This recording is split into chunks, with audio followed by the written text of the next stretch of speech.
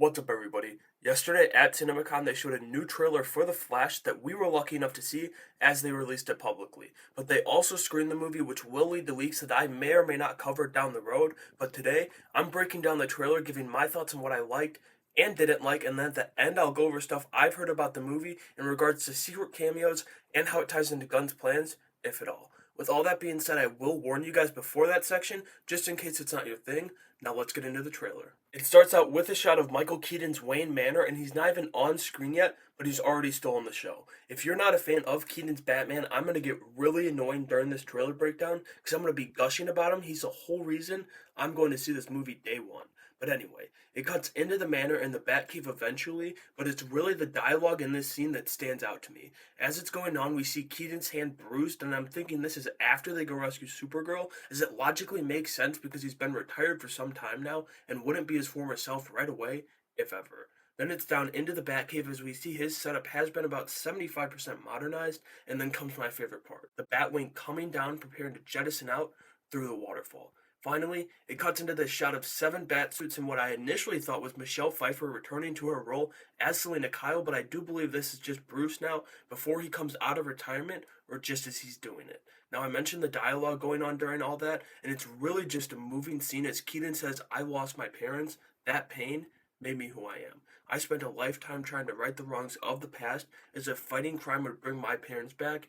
You actually did it." I think this scene is going to be really touching on the big screen, but I'm already in love with it thanks to Michael Keaton's performance. Then we get some reused shots from the first trailer, so I'm not going to go through all of those, but there's this great visual shot in what I'm assuming is the Speed Force, where a lot of the cameos take place, by the way, as Barry tries to change his life, ultimately causing Flashpoint. From there, it jumps to another look at Sasha Calle's Supergirl. Now, I'm not familiar with Sasha, at least I don't think I've seen her in anything, so I'll have to wait until I see the movie to judge her as an actress. But this suit rules. I absolutely love her look from what we've seen so far and can't wait for more. She and Barry talk about what the House of L emblem stands for, as Barry recalls it means hope, which we of course know from Man of Steel in this universe, among many other examples in the comics and such.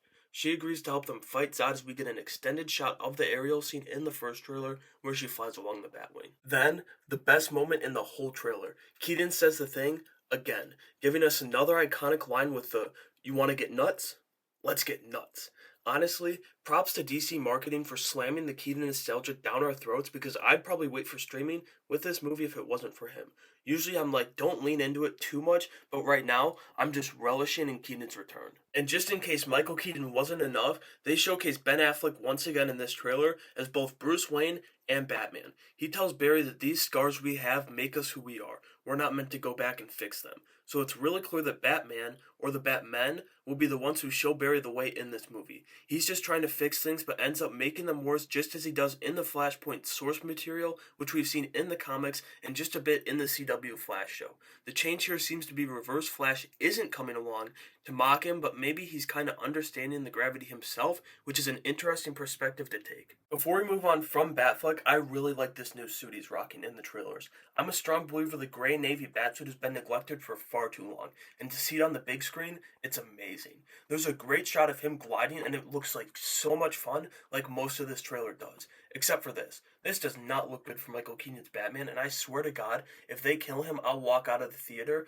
and you might be thinking, but Jake, he's not even staying around after this movie. Well, guess what? I don't care. I want Michael Keaton Batman in the whole movie. But to make up for it, they give us another badass shot of old man Keaton, who definitely did all this, by the way. No CGI, no stunt double, no nothing. This is old man Michael Keaton dropping out of the Batwing and dodging the falling bird as he glides to the surface, and you won't change my mind on that.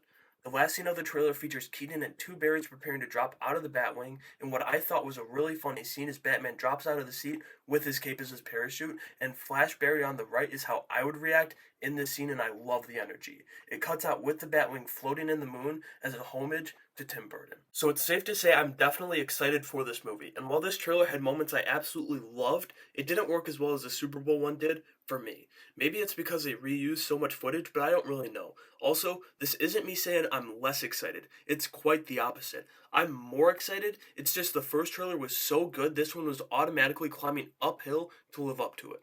Like I said earlier in the video, I loved Michael Keaton in this trailer. His dialogue, his action sequences, everything. It was amazing. I also think it's really smart of them to focus on him in the trailers. Of course, this is Barry's movie, but Keaton has a huge role in it, so I'm glad they're not hiding him from us.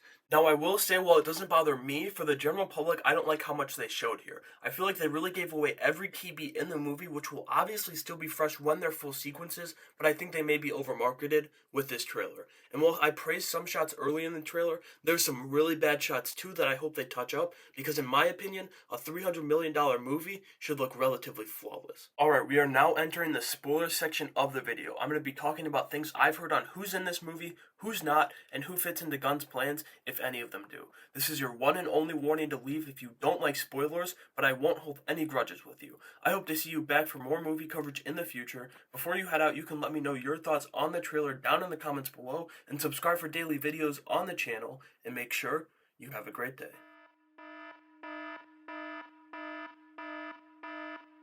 Alright, as I mentioned earlier, the Speed Force is where a lot of the cameos take place, but I don't have specifics, so I don't want to throw around rumors. However, I did hear a while back that Henry Cavill was in there, with Barry looking at him and cracking a joke of, "Oh, so that's where you've been." I've heard that has since been removed, though. Then there's Gal Gadot. At first she was merely in a TV scene where Barry runs past his storefront, and you can see her on the monitor. But thanks to Ben Affleck, we know she will be there in person during the beginning of the movie while Bruce and Barry are saving Gotham. I'm also going to include Ben Affleck in here. I know he's in the trailers a lot, but he has a mere 10 or so minutes of screen time, so it is a bit deceiving. And then one that surfaced very recently is Nicolas Cage. Multiple trusted insiders came out and said that after this final test screening took place last week, prior to its CinemaCon debut, that Cage was in there as Superman. And finally, the cameo that appears to end the movie, George Clooney's Batman. Clooney is not the DCU Batman though, so put two and two together, Ezra is not sticking around for the DCU, same as the rest of his Snyderverse castmates. That's a whole lot of info to take in, from cameos to weird plot points, but I want to know how you guys felt about this second trailer for the movie. Did you like it? Did it make you more excited for The Flash? Or not? Go ahead and let me know down in the comments below, and subscribe for tons of nerdy content ranging from news to theories to movie and show breakdowns. I hope you enjoyed this breakdown as well as the trailer, and as you head out, remember to have a great day.